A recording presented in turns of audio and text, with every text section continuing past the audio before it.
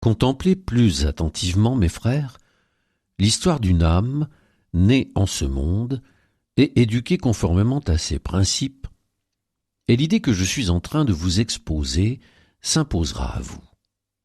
Le pauvre enfant passe par ces 2, 3 ou 5 années d'innocence, béni puisqu'il ne peut pas encore pécher. Mais enfin, ô jour maudit, il commence à discerner le bien d'avec le mal.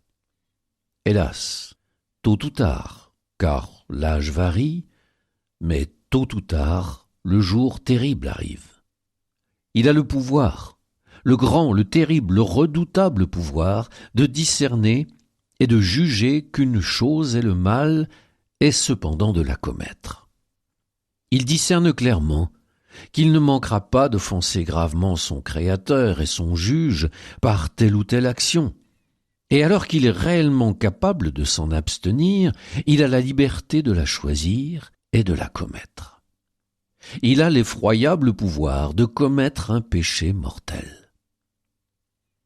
Si jeune soit-il, il possède une appréhension aussi réelle de ce péché et peut y adhérer aussi pleinement que l'esprit du mal lors de sa chute. Le jour est venu, et qui dira si ce jour aura pris fin ou aura même duré plus de quelques heures avant que l'enfant n'ait exercé ce pouvoir et perpétré en fait ce qu'il ne devait pas faire, ce qu'il n'a pas besoin de faire, ce qu'il peut faire.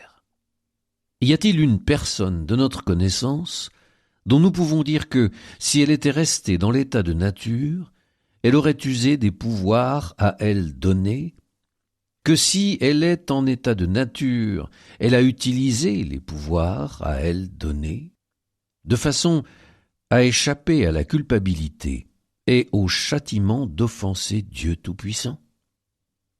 Non, mes frères, une grande ville comme celle-ci est un spectacle effrayant. Nous arpentons les rues, et combien d'hommes rencontrons-nous qui n'ont jamais été baptisés?